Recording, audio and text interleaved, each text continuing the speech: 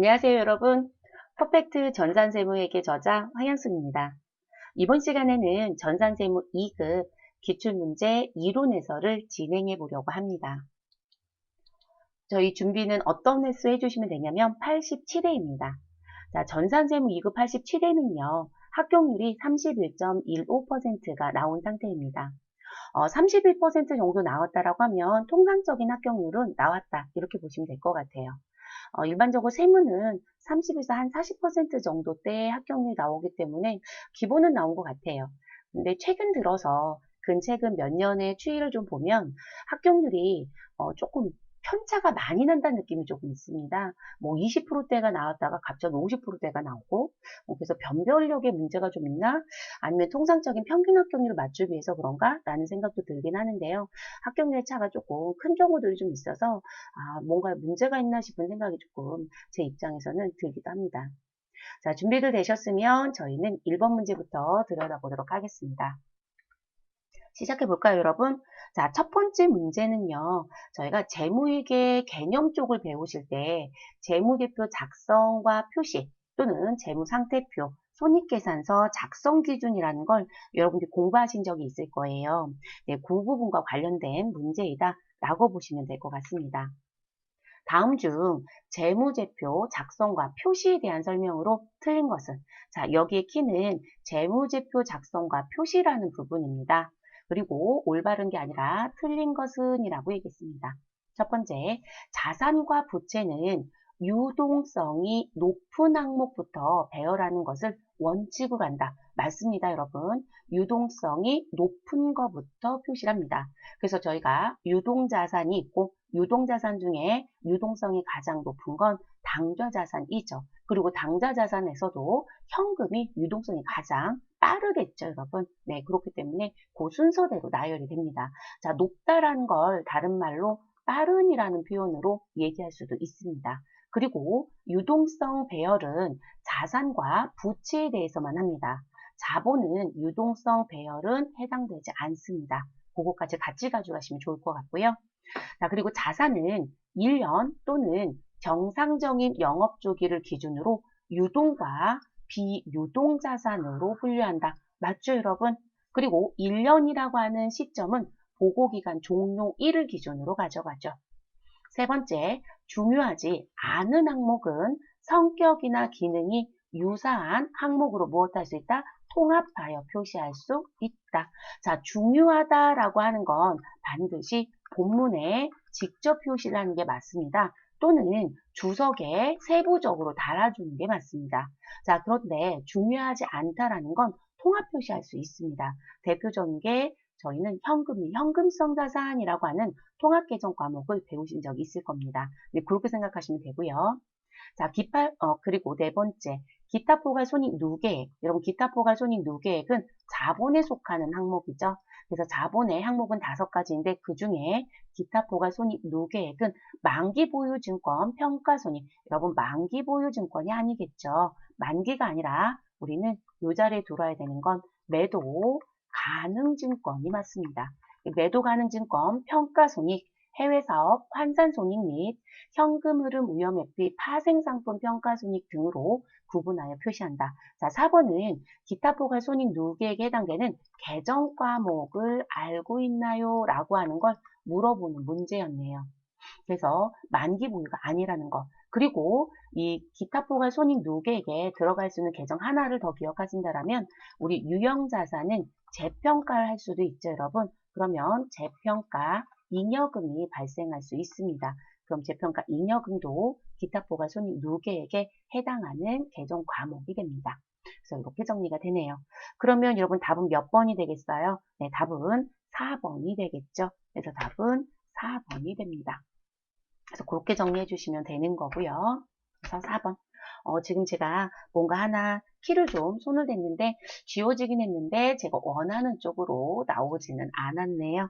네, 그래서 답은 4번이 된다. 그렇게 봐주시면 되겠습니다. 자, 그 다음 보겠습니다. 두 번째 문제. 다음 중 감가상각 대상 자산이 아닌 것은? 이라고 묻습니다. 그럼 감가상각을 하는 자산은 무슨 자산을 감가상각하시죠, 여러분? 네, 우리 감가상각하는 자산은 유형자산과 무형자산에 대해서 감가상각을 하죠. 그래서 유형과 무형자산에 대한 부분이 해당되지 않는 것 찾아주시면 됩니다. 그리고 유무형자산도 모두 다 감가상각을 하는 게 아니고요. 상각을 하지 않는 것도 있습니다. 대표적인 게 유형자산의 토지. 토지는 실질적으로 상각을 하지 않는 이유가 가치 감소라는 부분이 동반되지 않죠, 여러분. 네, 그래서 토지는 하지 않습니다. 그리고 우리가 유형이나 무형자산을 상각할 때는 실질적으로 사용을 해야 되는 상황이에요. 근데 아직 사용하지 않았다라고 하는 부분이 있을 수도 있죠. 그러면 만들고 있다, 제작하고 있다, 그러면 건설 중인 자산이라는 게 들어올 수 있겠죠, 여러분. 그래서 건설 중인 자산도 감가상각을 사실 할 수가 없습니다. 당연히 재고자산이라든지 투자자산도 상각할 수 없고요. 그러면 내용을 볼게요. 자, 일시적으로 사용 중인 사용 중지 상태인 기계장치. 일단 1번은 제가 잠깐 넘어가 볼게요, 여러분. 자, 할부로 구입한 차량 운반구, 사옥으로 이용하기 위해 건설 중인 건물, 정부 보조금으로 취득한 기계장치. 자, 일단 보면 정부 보조금 또는 여러분 이거를 국고보조금이라고도 얘기할 수 있습니다. 정부보조금과 국고보조금은 같은 용어죠. 그래서 정부보조금 또는 국고보조금 취득한 기계장치는 우리 감가상각을 하는 게 맞습니다. 자, 사옥으로 이용하기 위해 건설 중인 건물이다라고 하네요. 자, 건설 중이라는 게 문제겠죠. 그럼 건설 중인 자산은 상각을 안 한다고 했습니다. 그럼 상각에서 제외가 돼야 되겠죠. 자, 그리고 할부로 구입한 차량 운반구. 여러분, 할부로 구입했든 리스로 구입을 했든 내 자산의 명의에 들어온다라면 우리는 상각을 하는 게 맞습니다. 그러면 상각자산이 맞고요. 자, 일시적으로 사용 중지 상태인 기계장치. 여러분, 기계장치인데요. 회사에서 업무적으로 잠시 사용을 중지하기도 해요. 그러니까 우리가 이런 얘기를 할 수는 있어요. 혹시 가지고 있는 자산이 유효자산이면 상각을 안 하나요? 라고 물어보세요. 상각을 안 할 수도 있고요. 기본적으로 무조건 안 한다고 하진 않아요. 유효 상태인 자산은 상각을 할 수는 있습니다. 안 할 수도 있지만 다만 이 상각과 관련된 비를 우리는 판매비와 관리비가 아닌 영업의 비용으로 처리하면 되는 겁니다. 그래서 영업비라고 써드렸어요, 여러분. 영업의 비용으로 처리하시면 되는 거예요. 그래서 일시적으로 사용 중지라는 부분이 문제가 되진 않습니다. 그리고 이 유효가 일시라는 부분이기 때문에 우리 계절 상품을 제작하는 회사들 같은 경우는 제조하는 과정 중에 내가 기계를 10대를 돌려서 실제 성수기 때는 다 생산을 해야 된다. 근데 비수기 때는 그 10개의 기계를 다 돌릴 필요가 없더라. 그렇다라고 하면 우리 근무 시간을 줄일 수도 있고 또는 기계를 2대의 가동을 중지시킬 수도 있는 거예요. 그렇기 때문에 일시적인 중지라고 해서 상각을 무조건 안 하진 않습니다. 할 수는 있고요. 다만 이게 유효자산에 들어가게 되면 영업비가 아니라 영업외 비용으로 들어가기 때문에 제조 원가나 판매 관리비에 들어가지 못해요. 네, 그게 조금 다른 점. 그러니까 이것도 상각은 해야 되는 부분입니다. 그래서 답은 몇 번이 된다? 3번이 되겠네요. 3번 체크해 주시면 되겠습니다. 여러분. 됐을까요? 자, 그러면 저희는 그 다음으로 또 넘어가 보도록 하겠습니다. 자, 세 번째 문제입니다. 주식회사 우연의 단기 매매 목적으로 취득한 유가증권의 취득과 처분의 내역은 다음과 같다라고 얘기합니다. 여러분 여기서 키는 단기 매매 증권이다라는 게 키입니다. 자, 2020년 주식회사 우연의 손익계산서에 보고될 유가증권 평가손익은 얼마인가라고 묻습니다. 그럼 평가손익은 언제 한다? 결산 시점에 하게 되겠죠. 그래서 결산 시점에 한다. 자, 주식회사 우연의 결산일자는 12월 31일이고요. 시가를 공정가액으로 본다라고 되어 있습니다. 그럼 결산 시점에 유가증권 평가를 할 때는 우리 시가와 누구의 차이를 가지고 하자. 시가로 보고 있는 공정가액과 누구의 차이일까요, 여러분? 우리 장부금액이요. 그래서 시가와 장부가액의 차이만큼을 우리는 평가, 이익인지 손실인지 정리한다. 이렇게 보시면 되겠습니다. 자, 2020년 2월 15일에 1주당 액면금액 4,000원인 주식회사 필연의 주식 20주를 우리 15만 원에 취득을 했습니다. 그럼 여러분 지금 20주를 15만 원에 취득했다. 아, 그리고 얼마 주고 샀다고요? 15만 원 주고 샀대요. 그러니까 지금 현재 액면금액 4,000원은 우리한테 필요하지 않아요, 여러분. 우리는 주당 15만 원에 샀다라는 것만 중요합니다. 자, 그리고 10월 20일 주식회사 P연의 주식 중 6주를 22만 원에 팔았대요. 저 몇 주를 샀었냐면 20주를 샀어요, 여러분. 근데 6주 팔았으니까 저희 남겨져 있는 주식 수는 14주만 현재 보유하고 있다. 이렇게 정리가 되겠네요. 12월 31일 주식회사 P련의 주식의 시가는 주당 13만 원이 됐대요. 여러분 얼마 주고 샀던 주식이에요? 15만 원 주고 샀던 주식이 13만 원으로 가치가 무엇하였다? 하락하였다가 되겠네요. 그럼 하락한 금액은 얼마? 2만 원인 거죠. 그래서 2만 원 하락된 부분에 우리 보유한 주식수 몇 주? 14주를 곱하면 우리 평가손익이 나오겠죠. 하락이면 이익이다, 손실이다? 당연히 손실이 나올 수밖에 없어요, 여러분. 그래서 손실이 등장하겠죠. 그래서 그 부분 정리해 주시면 되겠습니다. 그러면 저희는 그 정리를 좀 해보도록 할게요. 자, 그거는 제가 이렇게 계산식을 좀 정리했습니다. 14주에 13만원과 15만원의 차이만큼 여러분 15만원에서 13만원을 빼든 13만원에서 15만원을 빼든 원리만 정리하시면 돼요. 근데 저는 왜 앞에 13만 원을 줄였냐면 이유가 있어요, 여러분. 이유는 뭐냐면 지금 13만 원을 앞에다 주면 앞에는 시가잖아요, 여러분. 그래서 시가와 그리고 장부에 기재되어 있는 금액의 차이만큼을 정리해라. 그리고 이 차이의 금액이 양수가 나오면 무엇으로 봐주시고요? 이익으로 봐주시고요. 그리고 이 자리에 금액이 음수가 나오면 무엇으로 봐주셔라? 손실로 봐주시면 돼요. 그래서 그 원리대로 정리를 좀 했으면 해서 이렇게 써드린 것 뿐이에요, 여러분.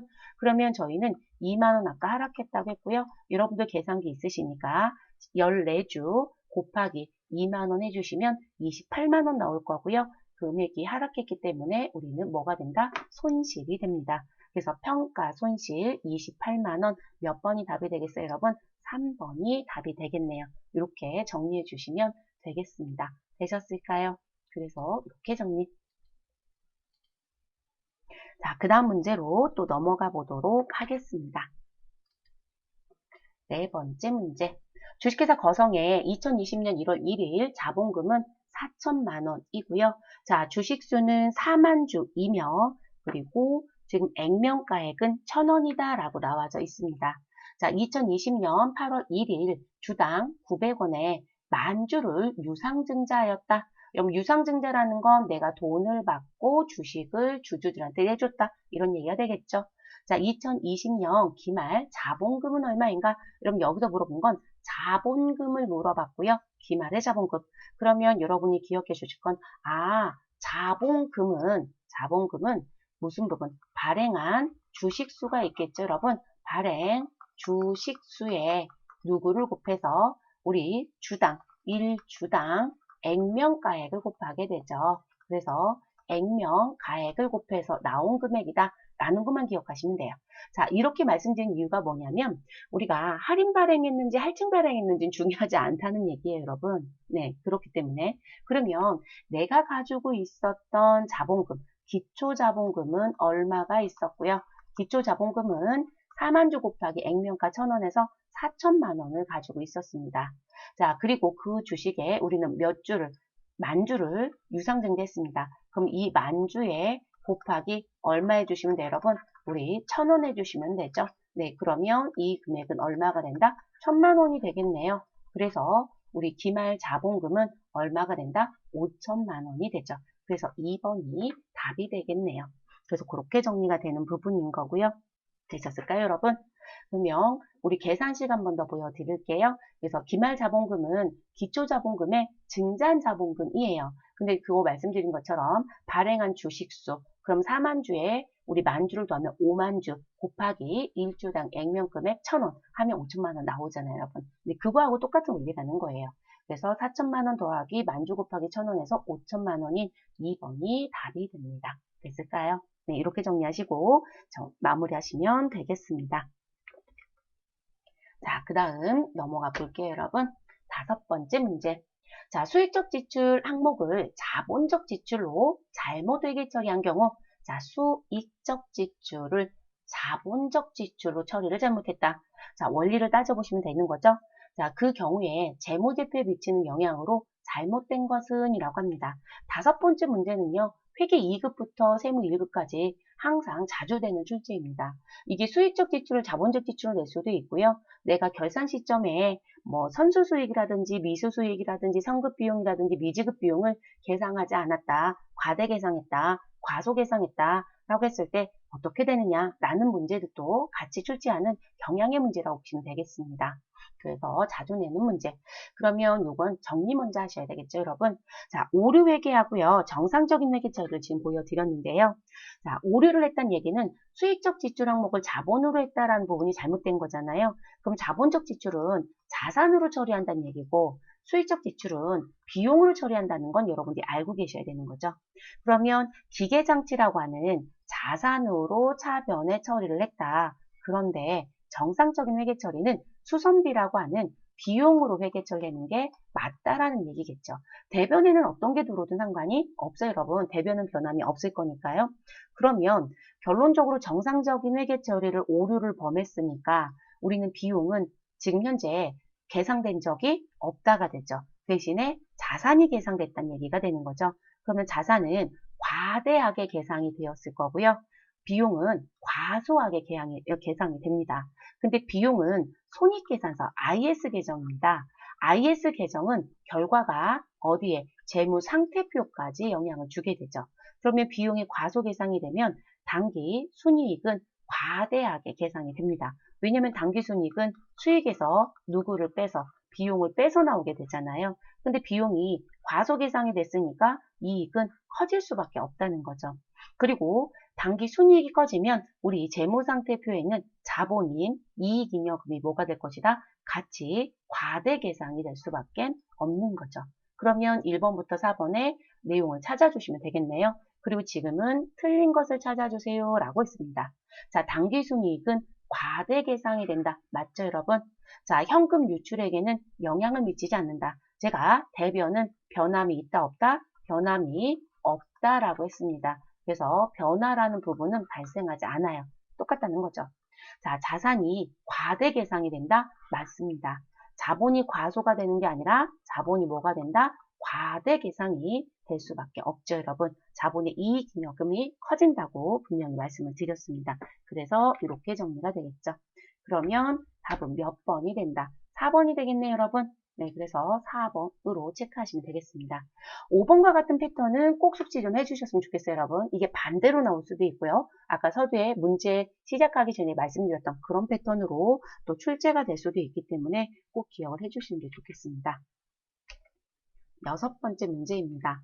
자, 6번째 문제부터는 이제 원가와 관련된 문제이다 라고 봐주시면 되겠습니다. 다음 중 조업도 증감에 관계없이 관련 범위 내에서 총액이 항상 일정하게 발생하는 원가 요소는 자, 조업도 증감에 관계가 없다라고 했어요, 여러분. 자, 조업도 증감에 관계가 없다라는 건 우리가 이렇게 그래프를 놓고 봤을 때 이 자리가 조업도이고 자, 여기가 총 원가였다라고 하게 되면 자, 조업도의 증감에 관계가 없다는 건 조업도가 증가를 하든 조업도가 감소를 하든 변화는 없다라는 얘기를 하고 싶은 거예요. 관계없이 관련 범위 내에서 총액이 항상 무엇하다? 일정하다라고 얘기합니다. 그러면 증가하든 감소하든 우리 이 원가라는 건 이렇게 일정합니다라는 표현이네요. 자, 그런 부분을 찾아달라. 그럼 여러분 이런 식의 그래프가 나오는 건 우리 고정원가이죠. 네, 저 공정이라고 썼어요, 여러분. 고정비 또는 고정원가가 이 부분에 해당이 됩니다. 그럼 고정원가에 해당되는 거 찾아라 라고 했으니까 자, 수도, 광열비, 직접 노무비, 동력비, 임차료 이렇게 나와 있습니다. 답은 몇 번이 되겠어요, 여러분? 답은 4번 임차료가 되게 됩니다. 자, 임차료는 누가 봐도 고정비에 해당이 됩니다. 자, 수도 광열비라고 하는 부분과 직접 노무비, 동력비는요, 일종의 변동비 성격이에요, 여러분. 그래서 직접 노무비는 변동원가에 속하고요. 변동원가. 자, 이 얘기는 무슨 부분? 아, 조업도가 증가함에 따라 원가가 무엇 될 것이다? 증가할 것이다. 조업도가 감소하면 무엇될 것이다? 감소할 것이다. 그래서 증감에 따라서 원가가 일정한 게 아니고요. 비례적으로 증감 변화가 있습니다. 자, 수도 광열비나 동력비 같은 경우는 여러분 실질적으로 얘는 혼합원가라는 표현을 쓰게 됩니다. 혼합원가. 자, 혼합원가를 다른 말로 얘기하면 준 변동비라고 얘기할 수 있습니다. 자, 왜냐면 수도 광열비에 속하는 부분하고 동력비에 속하는 부분은 기본 요금이 있을 수 있어요. 그러니까 사용량에 우리 소위 말해서 조업도에 관계없이 일정 부분까지는 무조건 일정 부분의 원가가 생기고요. 그리고 생산량이라든지 조업도에 따라서 우리 무엇 될 것이다? 증가하는. 그래서 일정 부분은 고정비를 이루고 일정 부분은 변동비를 이루는 이런 혼합원가의 형태를 띠게 됩니다. 그래서 6번의 답은 몇 번이다? 4번이 되어집니다. 그래서 이렇게 내는 부분들. 그러니까 우리가 고정비냐, 변동비냐, 준변동비냐, 준고정비냐 라는 문제로 직접적으로 낼 수도 있지만 이렇게 요소에 해당되는 부분의 내용으로도 출제가 될 수 있다라는 거죠. 그래서 이렇게 출제가 또 되니까 정리해 주시면 되겠습니다. 그 다음 넘어가 볼게요, 여러분. 제가 중간에 이렇게 메모했던 건 이제 지우면서 넘어가는 하고 여러 가지 조금 없어졌다 생겼다 하네요. 자, 7번째 문제 보겠습니다. 다음 자료를 이용하여 개별 원가 계산 방법으로 직접 노무 원가를 계산하면 얼마입니까? 라고 얘기를 합니다. 제조간접 원가는 직접 노무 원가의 120%이고요. 직접 재료 원가는 90만 원입니다. 제조간접 원가는 120만 원이다 라고 되어 있습니다. 자, 여기서 요구한 건 여러분 직접 노무 원가라는 걸 원했습니다. 그러면 우리는 계산을 시작해 보죠. 자, 제조간접 원가 120만 원이라고 분명히 지문에 주어져 있습니다. 그런데 여러분 이 120만 원은 위에 문구를 확인해 봤더니 직접 노무 원가의 몇 퍼센트에 해당한다? 120%.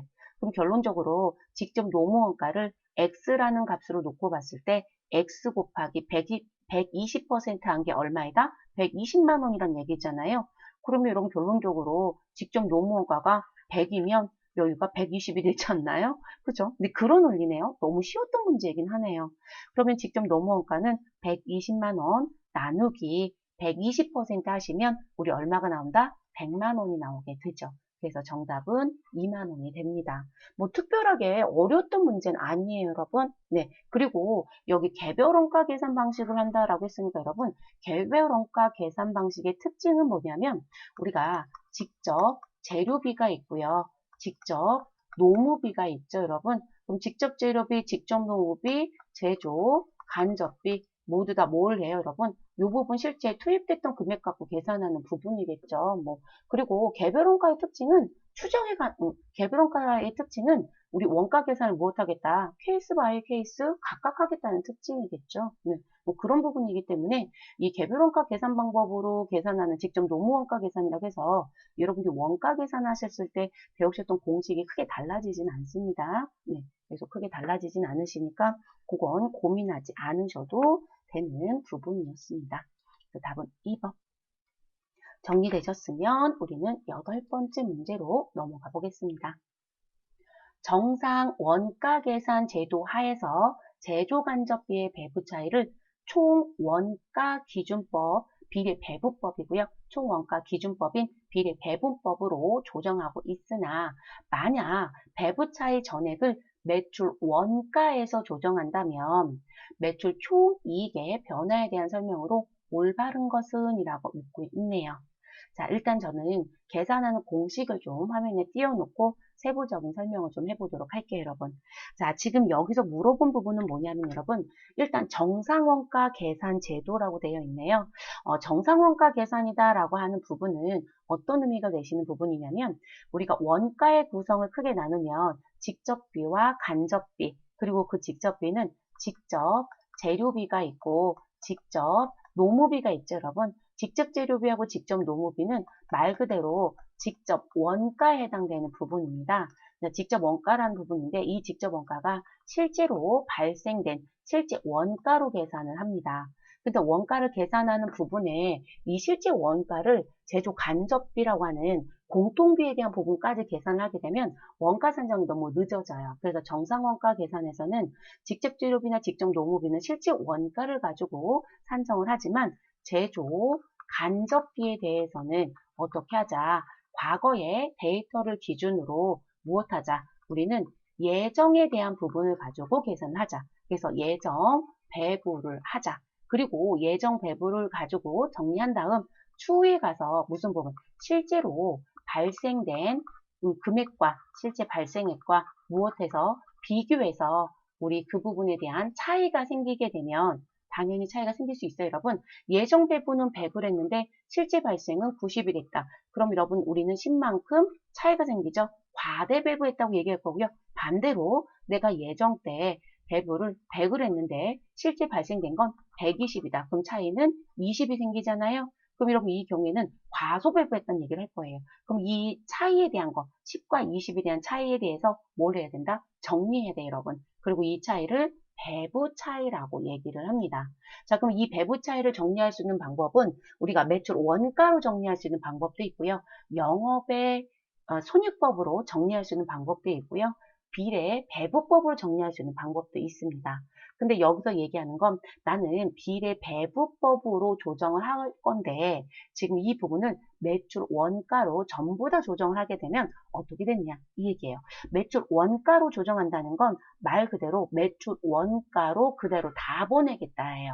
근데 비례 배부법으로 가겠다는 건 무슨 부분? 우리 가지고 있었던 뭐가 있을 것이다. 재고 자산이 있을 거예요, 여러분. 그럼 그 재고 자산의 제조와 관련돼서 나오는 게 우린 뭐가 있을 것이다. 여러분, 우린 제공품이 있을 수도 있고요. 제품이 있을 수도 있겠죠. 그래서 우리는 제공품이라든지 또는 제품에 대한 부분 그리고 재고자산이 아닌 또 뭐가 있을까요? 매출 원가가 또 있을 겁니다. 자, 그 부분의 비율에 따라서 배부하는 게 비례 배부법이라고 보시면 돼요. 이해되셨을까요? 근데 그렇게 배부하는 걸 매출 원가로 조정하면 어떻게 되느냐? 이 얘기인 거예요. 네, 그러면 정리를 해볼게요. 자, 과소배부된 금액이 100이라고 합니다. 그럼 과소배부됐다는 얘기는 우리 제조간접비 예정과 누구를 비교했을 때 실제 발생된 걸 비교해 봤을 때 누가 더 크다? 실제가 더 컸다. 라는 얘기가 됩니다. 그러면 실제가 더 컸기 때문에 과소배부했으니까 여러분 예정이 500만 원을 잡았었다면 실제는 600만 원이 발생됐어요. 그래서 과소 100만 원이 생겼어요. 이런 가정이라는 얘기예요, 여러분. 그렇게 되면 우리는 실질적으로 발생된 원가가 더 크기 때문에 사전에 내가 실제로 발생된 거에 예정 배부했던 제조 간접비로 원가 산정을 했었을 거잖아요. 근데 그 원가 산정에 대한 금액이 더 커져야 된다는 얘기예요. 그러면 이 과소 배부했던 부분 때문에 우린 무엇을 하셔야 되는 거예요? 금액을 더 증가시켜야 되는 상황이 되져요. 그럼 제가 증가라는 표현을 쓰는 건요. 이 금액만큼 뭘 해주셔야 된다? 가산의 의미처럼 나와져야 한다. 이런 표현으로 이해하시면 될 것 같아요. 자, 그래서 기말 제공품은 100만 원이 있고요. 기말 제품은 100만 원, 매출 원가는 300만 원이 있다라고 얘기를 합니다. 그러면 제공품, 제품, 매출 원가 모두 다 더하면 얼마가 되죠, 여러분? 500만 원이 됩니다. 그래서 500만 원이 되고요. 500만 원. 자, 그럼 500만 원이고요. 그런데 이 500만 원의 비례 배분법으로 가면 기말 제공품에는 500만 원 분의 100만 원만큼, 500만 원 분의 100만 원만큼, 500만 원 분의 300만 원만큼 이렇게 배부해달라는 얘기거든요. 그럼 5분의 1이면 여러분 실제로 차지하는 비율이 20%겠죠. 20대 20대 여기는 얼마가 돼 여러분? 60이 되는 이렇게 배부하라는 게 비례 배분법이에요. 근데 그걸 모두 다 뭐로 가겠다? 아니 매출 원가로 가겠다. 그러면 여러분 5분의 1에 해당되는 금액이니까 제가 20%라고 얘기했잖아요. 그럼 얘가 20%, 이쪽에도 20%, 그리고 매출 원가 쪽에도 얼마? 20%, 여기는 60%가 돼야 되겠죠? 60%. 자, 이렇게 돼야 된다는 얘기거든요. 이해되셨을까요? 그런데 지금 매출 원가는 원래 60%가 되는 상황이었던 거고, 그리고 기말 제공품이랑 기말 제품으로 보내야 되는 걸 다 원가로 보내겠다는 얘기인 거예요. 이해되셨을까요? 그렇게 가겠다는 부분. 그러면 그때 변화 차이를 얘기해 달라는 거죠. 그럼 총 원가, 그러니까 총 원가기준법에 의한 매출원가 배부액은 제가 미리 말씀드렸던 것처럼 60%는 원래 가지고 있는 부분이에요. 그래서 100만 원 곱하기 500만 원 분의 300만 원 하면 60만 원이 매출 원가에 들어가게 됩니다. 그래서 지금 저는 앞자만 쓸게요, 여러분. 그러면 계산해 보시면 제공품의 비례 배부법에 의한 총 원가 기준법으로 계산하시면 제공품에 배부되는 건 20만 원일 거고요.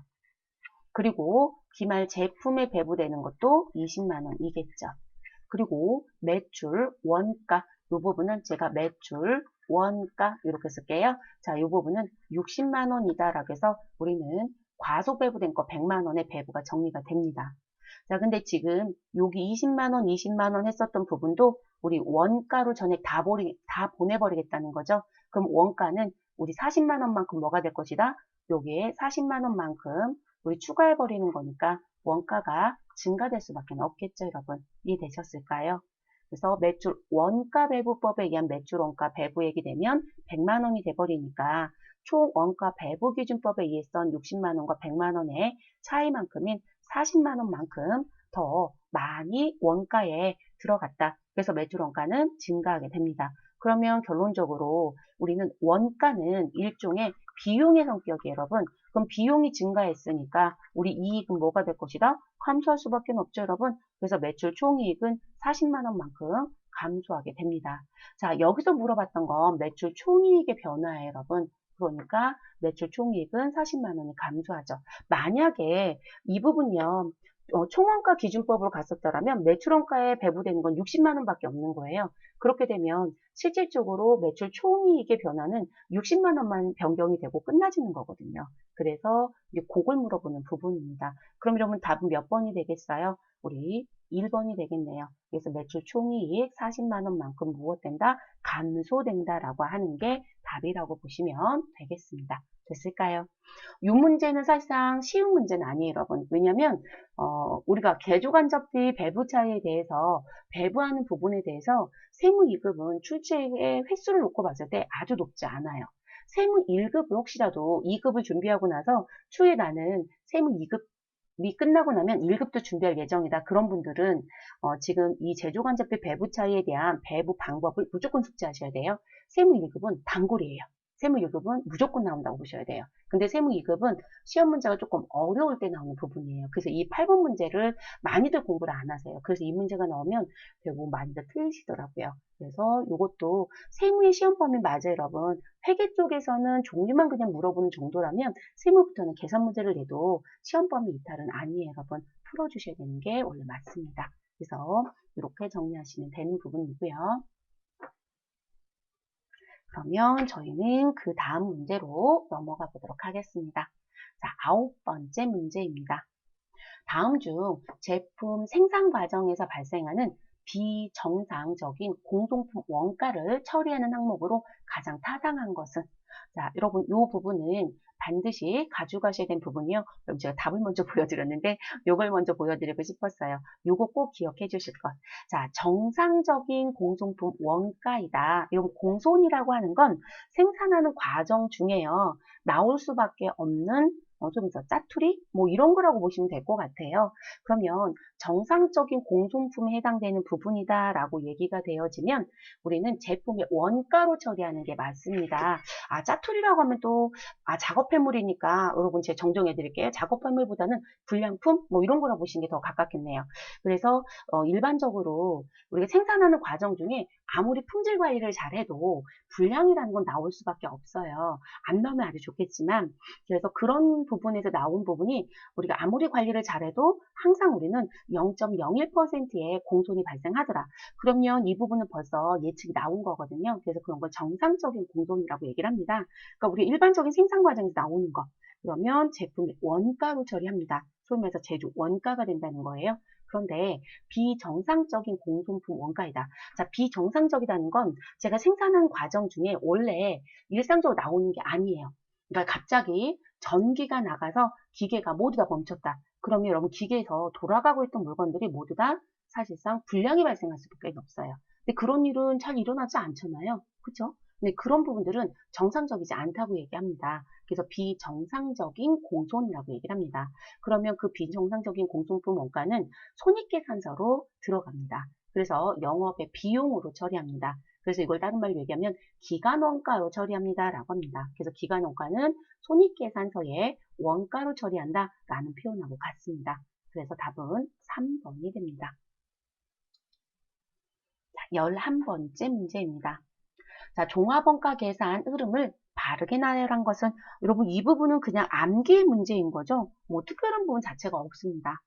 자, 그럼 종합원가 계산하실 때 여러분 우리 무슨 부분? 평균법으로 계산할 건지 선입선출법으로 계산할 건지에 대한 방법이 결정이 되면 우리는 순차적으로 계산을 하잖아요. 그럼 제일 먼저 하시는 게 뭘까요? 물량흐름 파악인 거죠.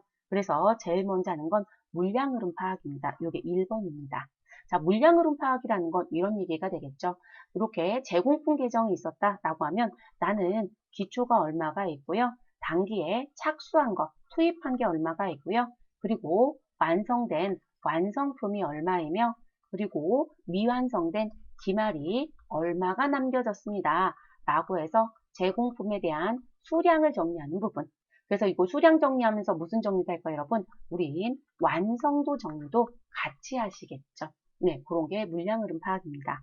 자, 그 다음 두 번째 해야 되는 부분은 무엇에 대한 부분? 완성품 환상량을 계산합니다. 그래서 물량흐름 파악을 1번, 그리고 완성품 환상량 계산을 2번으로 합니다. 그래서 마가 두 번째에 들어갑니다. 자, 일단 여러분 가가 들어가는 게 1번에 있어야 되니까 4번은 아웃이에요. 그쵸? 자, 그리고 완성품 환상량 계산이 2번입니다. 그러면 마거든요. 그런데 여러분 1번과 3번이 마야 안 나오죠. 마가 마지막에 있죠. 그러니까 답은 2번이 될 수밖에 없네요. 결론 바로 나지네요. 자, 완성품 환상량이라는 건 여기 완성도가 결정이 되면 그 완성도에 우리 곱하기를 해서 실제 완성됐다라고 볼 수 있는 부분. 그럼 완성품의 완성도는 항상 100%예요. 근데 기초와 기말에 대한 부분은 완성도가 다르겠죠. 그래서 일반적으로 우리 재료라고 했던 부분, 재료비는 대부분 공정 초에 투입하는 경우가 많아서 공정 초에 투입한다. 공정 초에 투입했으니까 여러분 얘는 실질적으로 추가 투입이 없다는 얘기니까 완성도는 몇 프로가 된다? 100%가 돼요. 근데 가공비라고 하는 부분, 가공비 또는 전환원가라고 하는 부분에 대한 건 우리가 대부분 공정에 걸쳐서 전반적으로 투입을 해요, 여러분. 그러면 공정 전반이라는 표현을 써요. 그럼 공정 전반이라는 건 지금 완성도에 따라서 추가적인 투입이 있다는 얘기예요. 그럼 여러분들 이제 시험을 보셔야 되니까 시험을 출제하는 분들은 완성도를 시험지에 주어지겠죠. 그래서 저는 이렇게 얘기합니다. 주어진 완성도를 기준으로 가져라 라고 얘기합니다. 그러면 이 완성도를 곱해서 실제 내가 딱 요 숫자만 맞춰서 투입을 했다라면 난 100%다 완성했을 거야 라는 거로 나오는 수치를 완성품 환상량을 부르는 거예요. 그걸 두 번째 정리하셔야 되고요. 그리고 세 번째 하셔야 되는 건 완성품 환상량이 나왔으니까 여러분 이 환상량에 곱해야 되는 단가 산정을 하러 가야 돼요. 그럼 단가 산정을 하려면 나는 어떤 금액을 가지고 단가 산정을 할 거냐라는 부분이 들어야 되잖아요. 그러면 우린 일반적으로 단가라는 부분을 계산할 땐 금액 나누기 수량이잖아요. 그럼 얘가 수량이거든요. 그럼 우리는 무슨 결정하셔야 돼요, 여러분? 금액 결정하셔야 되겠죠. 그래서 재료 원가와 가공 원가의 기초 제공품 원가와 단기 총 제조 원가를 집계하는 게 그 다음에 하실 일입니다. 그럼 이게 세 번째 일이라는 거죠.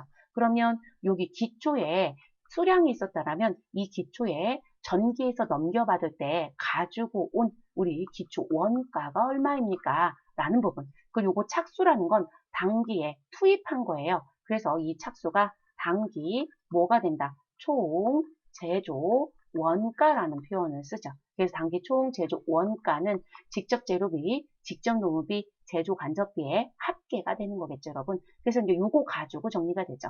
그러면 평균법을 한다. 그럼 기초와 단기 착수된 이 두 개의 원가를 가지고 단가 산정을 할 거고요. 우리는 선입선출법이다. 그럼 선입선출법은 기초가 모두 다 완성품에 넘어가기 때문에 우리는 완성에 넘어가는 것과 기말에 넘어가는 부분은 누구만 가지고 착수한 것만 가지고 얘기할 겁니다. 그러면 우리 완성품 환상량에 해당되는 단가 산정은 단기 총 제조 원가 가지고 하죠. 네, 그렇게 정리가 됩니다. 그래서 이제 그걸 계산하려면 이 금액 산정이 끝나야 된다는 거죠. 금액을 정리해라 이 얘기입니다. 그러면 이 금액이 끝났으면 우리 금액을 제가 이걸 금액이라고 표현했어요, 여러분. 그럼 금액 나왔고 수량 나왔으니까 뭐 계산하시면 돼요? 단가. 그 단가가 4번이겠죠, 여러분.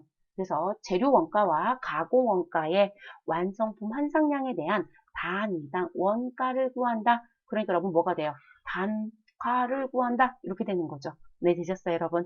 그럼 단가가 구해졌으니까요. 우리는 완성품과 기말 제공품 환상량에 대한 우리 금액을 계산할 수 있겠죠. 그래서 완성품과 기말 제공품 원가를 계산하는 게 마지막에 하셔야 되는 부분입니다. 이게 종합원가 계산의 흐름이에요, 여러분. 이 흐름은 바뀔 수 없어요. 그래서 10번과 같은 문제가 출제되는 건 아예 순서를 암기하시는 게 맞습니다. 그래서 물량 흐름 파악, 완성품 환상량 계산, 그리고 원가 집계, 그리고 단가 계산, 그리고 무슨 부분? 완성품과 기말 제공품 원가 계산 순으로 이루어진다. 그래서 답은 몇 번이 된다? 우리는 답은 2번이 됩니다. 그래서 2번 체크해 주시면 되겠습니다. 됐을까요, 여러분? 11번째 문제입니다. 부가가치세법상 재화 또는 용역 공급이 아래와 같을 경우 세금 계산서 발급 대상에 해당하는 공급가액의 합계액은 얼마입니까? 라고 묻네요, 여러분.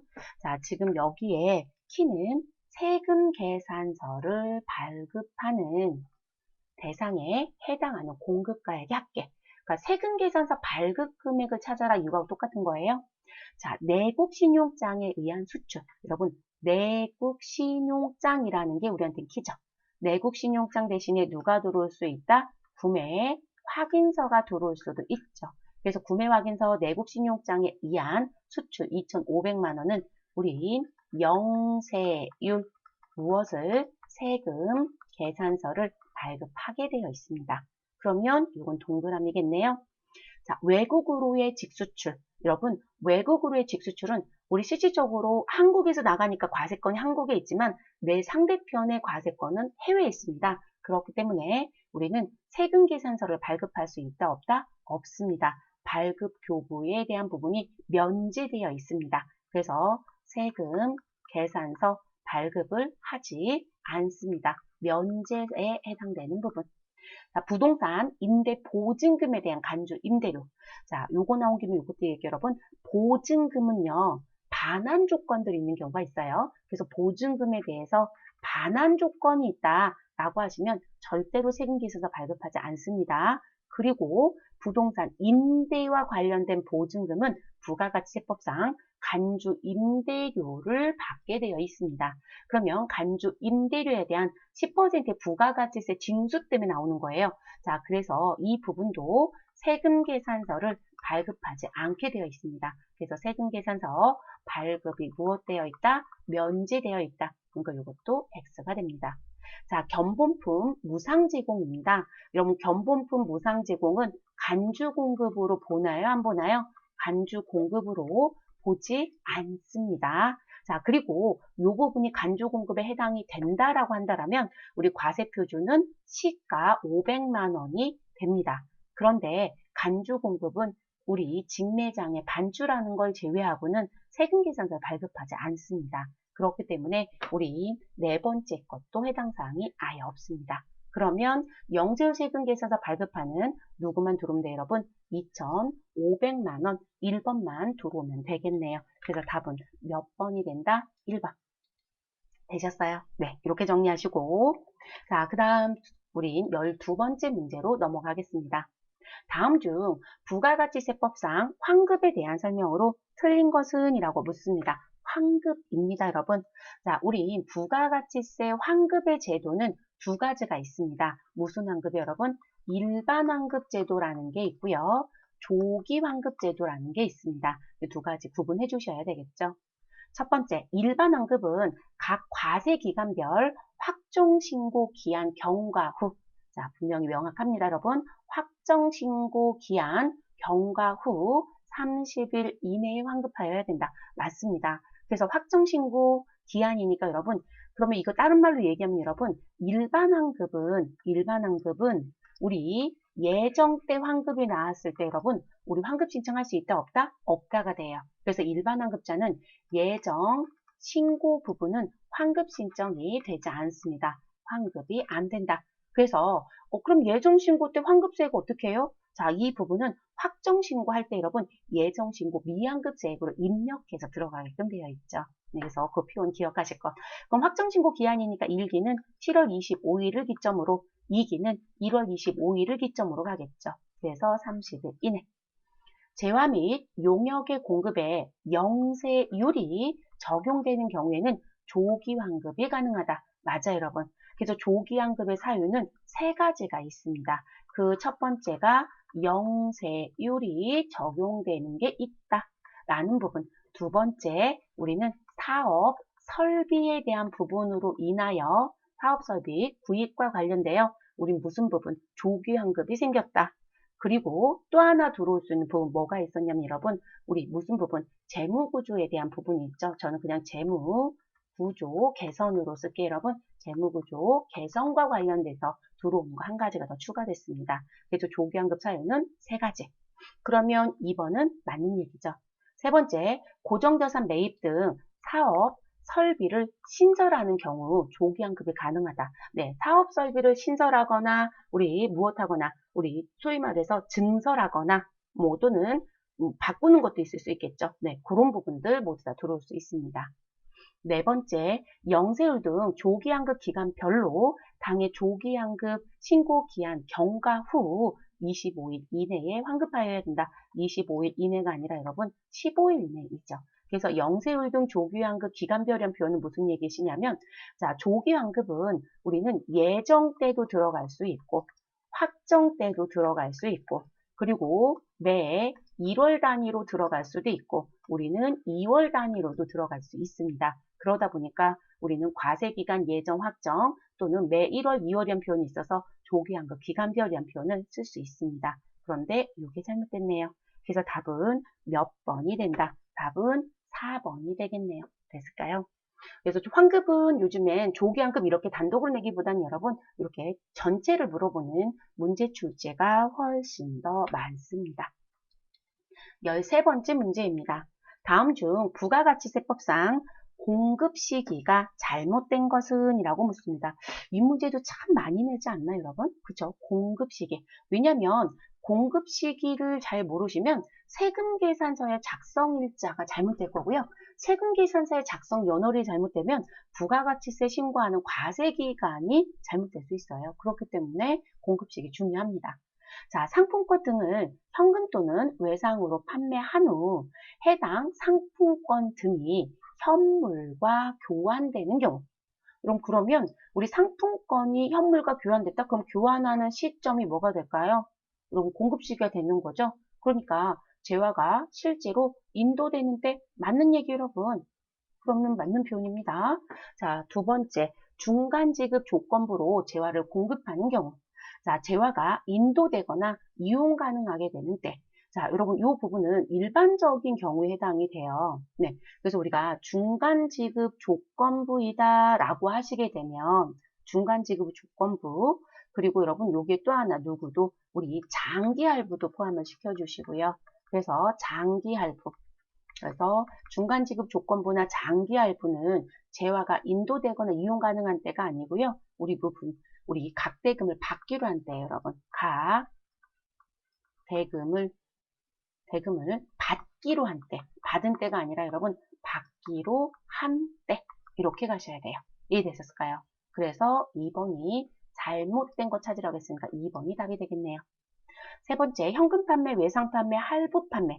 여러분, 우리 부가가치세법에서 할부 판매 이렇게 글씨가 들어오는 건 단기로 보시면 됩니다. 그래서 단기에 해당되는 할부 판매는 우리 재화가 인도되거나 이용 가능하게 되는 때, 그러니까 일반적인 경우들은 요거로 가는 거예요.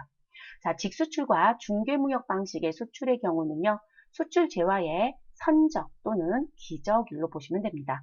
요거는 확인할 수 있는 서류는 선화 증권으로 확인할 수 있습니다. 선화증권을 우리는 BA라고 할 수도 있겠죠. 그래서 선화증권상의 선적 또는 우리 AOA 비례 기재되어 기저일로 확인할 수 있습니다. 그래서 답은 몇 번이다? 2번이 잘못되었다 라고 봐주시면 된다는 거죠. 자, 그 다음 문제로 넘어가 보도록 하겠습니다. 다음 중 소득세법상 과세기간에 대한 설명으로 틀린 것은, 여러분 소득세법상 과세기간이 시험에 출제가 되면요, 우린 부가가치세하고 구분하셔야 되는 특징들이 있는 것만 숙지하시면 될 것 같아요. 자, 소득세법상 과세기간은 우리가 소득세가 징수되는 방법을 정리했었을 때 여러분 종합과세되는 방식이 있었고요, 분류과세되는 방식이 있었습니다. 그래서 분류과세되는 것 때문에 우리 무슨 부분? 퇴직과 양도는 종합으로 신고하지 않습니다. 그래서 종합소득이 있고 퇴직소득이 있고 양도소득이 있다라고 했습니다. 그리고 이 종합에 해당되는 부분은 우리 소득이 6개가 합산돼서 신고해야 된다는 부분이어서 이자소득, 배당소득, 사업소득, 근로소득, 연금소득, 기타소득을 합산하여 신고한다는 표현입니다. 자, 이 부분 때문에 우리 일반적인 소득세 과세기간은 무조건적으로 일단은 1월 1일부터 12월 31일을 원칙으로 가게 됩니다. 이건 항상 숙지해 주세요. 왜냐하면 사업자의 경우 우리 무슨 부분? 사업을 개시할 수도 있고 사업을 폐업할 수도 있어요, 여러분. 그렇게 되면 부가가치세 신고기간은 개시를 했다 그러면 개시하는 날짜부터 과세기간 종료일, 폐업을 하게 되면 우리 과세기간 개시일부터 폐업일까지지만 소득세는 그렇게 가지 않거든요. 그래서 그런 거 조금 조심해 주실 것. 자, 그럼 첫 번째 거 볼게요. 일반적인 소득세 과세기간은 1월 1일부터 12월 31일까지 1년으로 한다. 맞습니다. 자, 예외적인 조항이 뭐가 있냐면 거주자가 사망하거나 이민 가는 거. 그러면 2번은 사망 얘기예요, 여러분. 자, 그럼 거주자가 사망한 경우에는 우리 그 경우의 과세기간은 1월 1일부터 언제까지이다? 사망한 날까지입니다. 자, 그리고 예외적으로 하나 있는 게 제가 이민이라는 표현을 드렸어요. 그러면 거주자였던 사람이 국외로 이전하면서 비거주자가 된다는 표현이거든요. 자, 그렇게 되면 자, 거주자가 주소 또는 거소를 국외로 이전하여 비거주자가 되는 경우 과세기간은 1월 1일부터 출국한 날까지로 보는 게 맞습니다. 그러면 여러분 원칙, 1번은 원칙이고요. 그리고 예외인 사망과 이민이 2번과 4번에 있습니다. 그럼 이거를 푸신 거거든요. 쉽게 생각하면. 그럼 자연스럽게 답은 3번이 돼요, 여러분. 3번에 봤더니 폐업 얘기가 나왔네요. 그래서 폐업 사업자의 사업소득의 과세기간은 1월 1일부터 폐업일까지다. 여러분, 우리는 폐업을 하든 아니면 신규로 사업을 시작하든 우리 무조건 뭐로 간다? 1월 1일부터 12월 31일이다. 그러니까 여기 폐업일이 아니고 여러분 12월 31일. 이유는 종합과세되는 소득이 있기 때문에 그렇습니다. 그러니까 이 사람이 사업은 폐업했을지 모르지만 이자나 배당이나 근로나 연금이나 기타 소득이 있을 수도 있다는 거예요. 그렇기 때문에 우리 소득세에 대한 신고의 기간을 놓고 봤을 때 과세기간은 1월 1일부터 12월 31일입니다. 그거 숙지해 주세요, 여러분. 네, 이런 패턴의 문제도 자주 내주는 게 맞는 것 같아요, 여러분. 네. 근데 14번 문제 같은 경우에 세무 2급에서 자주 안 내다 보니까 이 문제가 나오면 많이들 어렵다고들 하시더라고요. 근데 개업과 폐업은 영향을 받지 않아요. 부가세는 그렇지 않아요, 여러분. 네, 조심해 주시고요. 마지막 문제 보겠습니다. 15번째 문제. 다음 중 소득세법상 특별세액 공제에 대한 설명으로 가장 틀린 것을 찾아달라고 했습니다. 여러분 여기서 물어본 건요. 특별세액공제입니다. 특별세액공제. 자, 우리 일반적으로 특별제가 붙으면 근로자한테 특별히 해주겠다 이런 표현이기도 합니다. 자, 의료비는 총 급여액의 3%를 초과하지 않는 경우에도 의료비 세액공제를 적용받을 수 있다. 여러분 틀린 거 찾아달라고 했어요. 1번부터 틀렸네요. 자, 의료비는 총 급여액 3%를 초과해야 돼요. 그러니까 소매서 제가 총 급여 3천만 원이다 라고 얘기하면 3천만 원에 3%, 그럼 여러분 90만 원이잖아요. 그래서 90만 원 이상의 의료비가 발생하지 않았다면 의료비 세액공제는 적용받을 수 없어요. 전액공제를 받을 수 있는 대상자이든 일반 의료비에 들어간 사람이든 관계없어요, 여러분. 무조건입니다. 됐을까요? 그래서 초과하지 않는 경우에는 적용받을 수 있다가 아니라 맞다가 맞습니다. 그럼 일단 답은 1번이 되어집니다. 두 번째, 의료비 얘기 나왔으니까 여러분 하나 더 얘기할게요. 이렇게 나오는 부분 중에 또 하나 기억해 주셔야 되는 게 여러분, 우리 신용카드요. 여러분 신용카드 같은 경우는 총 급여액 기준으로 가져갑니다. 그래서 신용카드 사용액 같은 경우는 공제 대상에 들어오는 금액이 총 급여액의 몇 퍼센트를 25% 이상을 우리 무엇하여야 사용하여야만 실질적으로 공제받을 수 있는 대상 금액이 들어옵니다. 네. 그래서 신용카드 사용액 등에 대한 우리 공제 부분들은 이렇게 또 정리가 됩니다. 공부하실 때 같이 기억하시는 게 좋겠죠. 두 번째, 일반 보장성 보험료 납입액과 장애인 전용 보장성 보험료 납입액의 공제 한도는 각각 100만 원이다. 맞습니다, 여러분. 그래서 일반 보장성 보험료 100, 장애인 보장성 보험료 100. 그래서 여러분 이건 임명이 아니고요. 그냥 100이에요. 그래서 우리 각각 100만 원씩. 세 번째, 장애인 특수교육비 세액공제는 제외하고, 뭔 소리입니까? 장애인 특수교육비 세액공제는 제외하고, 여러분, 장애인 특수교육비 세액공제 가능해요. 제가 볼 땐 글씨를 잘못 만든 것 같아요. 그러니까 이렇게 지금 현재 15번 문제는 여러분 복수 답안이 나왔어요. 근데 지금 이 복수 답안이 나온 취지가 뭐냐면 글씨를 잘못 만들었어요, 여러분. 이제 시험 출제했던 출제자 의도는 1번 답을 만들고 싶었던 거예요. 그런데 이 3번 얘기는 일단 제가 잘못된 거 지적을 하고요. 문제를 다른 것도 바꿔드릴게요. 자, 장애인 특수교육비 세액공제는 제외하고 직계존속의 대학 등록금은 교육비 세액공제 대상이 아니다. 자, 직계존속의 대학 등록금은 교육비 세액공제 대상이 아니다. 자, 원칙적으로 여러분, 원칙적으로 직계존속의 원칙, 직계존속의 교육비 공제는 받을 수 없어요. 교육비는 배제예요. 무조건. 원칙은 이해되셨어요, 여러분? 그래서 이 문제는 이렇게 내고 싶었던 거예요. 직계존속의 교육비는 받을 수 없다. 다만 장애인 특수교육비는 우리 존속도 포함이거든요. 네, 장애인 특수교육비 세액공제는 우리 직계존속도 포함이에요. 직계존속 포함이에요. 근데 이런 식의 문제를 만들고 싶었던 것 같아요. 그런데 글을 잘못 만드셨어요. 제가 끊어드렸죠. 자, 끊어서 읽어보면 장애인 특수교육비 세액공제는 제외하고 그럼 장애인 특수교육비 세액공제는 못 받아요. 이런 얘기가 돼버리거든요. 그럼 못 받고 근데 제가 분명히 무슨 소리입니까? 장애인 특수교육비는 가능하다 불가능하다? 가능하다요, 여러분. 우리가 일반적으로 교육비 공제를 한다라고 하면 교육비는 일반 교육비와 무슨 교육비로 장애인 특수교육비로 구분해서 들어가야 돼요. 그래서 일반 교육비에 대한 건 본인이 있고 그리고 무슨 부분 대학교가 있고 대학이 있고 그리고 초등학교, 중학교, 고등학교가 있고 그리고 미취학, 아동 이렇게 구분해서 보는 거거든요. 이해되셨을까요? 그리고 장애인은 장애인 특수라고 해서 장애인들과 관련돼서 교육비가 들어갈 수 있잖아요, 여러분. 그 교육비가 들어오는 거예요. 그리고 이 일반이라고 하는 부분에는 누구는 무조건 빠져야 된다. 아까 제가 원칙은 무조건 빠져야 된다는 부분 중에 누가 못 들어온다? 우리 왜 부양가족 얘기할 때 여러분 본인을 기준으로 배우자가 있고 존속이 있고 비속이 있고 형제자매가 있잖아요. 쉽게 생각하면 거기 뭐 두 사람 더 추가될 수 있지만 근데 그 부분 중에 직계존속은 무조건 빠져야 되거든요. 그래서 직계존속은 원래 배제예요. 근데 이 장애인 교육비 얘기할 때 여러분 장애인 교육비는 속에서 본인도 들어올 수 있고요.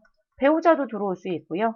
그리고 누구도요. 직계, 좀비속이 다 들어올 수 있거든요. 그리고 당연히 형제자매 들어오겠죠. 이해됐을까요? 그러면 이 직계 좀비속은 여기 또 들어와서 장애인 특수교육금 받아요. 네. 그래서 지금 이 3번은 출제자가 이 존속이라는 부분은 원래 교육비가 안 됩니다. 근데 장애인 특수교육비는 되거든요. 그래서 그 문제를 만들고 싶었나 봐요. 근데 글을 어순을 잘못 만드셨어요. 그래서 이의 제기가 됐습니다. 3번에 문구가 잘못됐다. 그런데 반론 제기를 못했어요. 그래서 1번도 맞고 3번도 맞고 이렇게 됐습니다. 그래서 교육비는 장애인 특수교육비와 일반 교육비로 구분이 되고요. 당연히 장애인에 대한 특수교육비 세액공제 되고요. 일반 교육비, 교육비 세액공제 됩니다. 그래서 가능한 게 맞고 그리고 직계 존속의 교육비는 일반 교육비는 배제, 장애인 특수교육비는 인정이 됩니다. 그렇게 기억을 해주시는 게 좋을 것 같습니다. 네 번째, 근로소득 있는 거주자가 항목별 특별소득공제, 항목별 특별세액공제, 월세 세액공제를 신청하지 않은 경우 연 13만 원의 표준세액공제를 적용한다라고 얘기합니다. 네, 맞습니다, 여러분. 네, 그래서 이 부분은 실질적으로 공제받는데 문제가 되지 않습니다. 그래서 우리가 이 표준세액공제다라고 하는 부분은 표준세액공제라고 하는 부분은요. 일반적으로 저희 연말정산할 때 특별소득공제라든지 항목별 특별세액공제라든지 월세 세액공제를 안 받으면 표준세액공제를 적용받을 수 있어요. 근데 근로소득자가 다른 소득자보다 조금 더 받아요, 여러분. 그래서 지금 근로소득이 있는 거주자라고 했으니까 근로소득 있는 거주자는 표준세액공제 얼마를 받을 수 있다? 13만 원을 받을 수 있다. 이렇게 기억해 주시고요.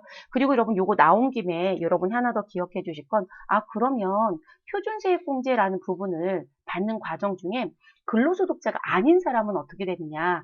자, 그래서 이 표준세액공제는 근로소득자 13만 원이라고 했으니까 안 쓸게요, 여러분. 그러면 원래 나머지 그 외자들은요. 그 외자들은 얼마를 받을 수 있다? 7만 원을 받을 수 있어요. 연 7만 원을 받습니다.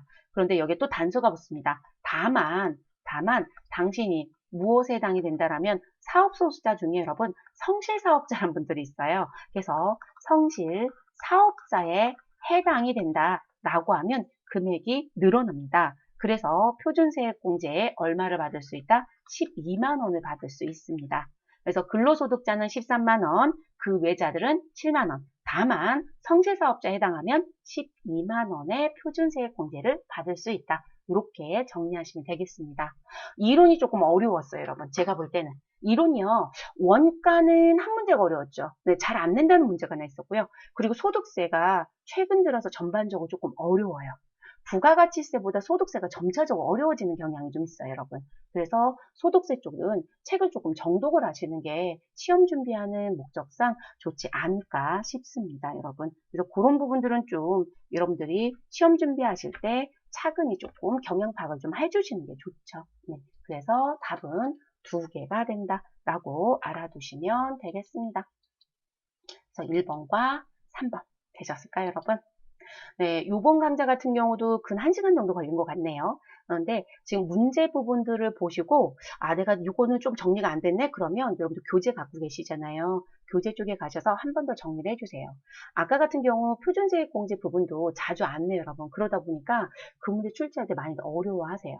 근데 이제 정확하게 1번이 잘못됐다는 걸 아셨던 분들은 실제로 안 틀렸을 거예요. 그래서 우리가 의료비나 신용카드 사용액들은 우리가 일정한 금액이 넘어가야 공제 대상 금액이 들어오는 거예요. 그래서 의료비는 3%, 신용카드는 25%라는 거 기억해 주시라는 것까지 부연 설명해 드린 거고요. 그리고 표준세액 공제 같은 경우도 지금 근로로 냈으니까 13만 원이지만 그 외자에 해당이 되면 7만 원, 그리고 성실사업자에 해당이 되면 12만 원이니까 그거까지 함께 같이 기억을 조금 해주시는 게 좋겠죠, 여러분. 고생 많으셨고 여러분, 저는 다음 강좌에서는 또 다른 기출문제로 찾아뵙도록 하겠습니다.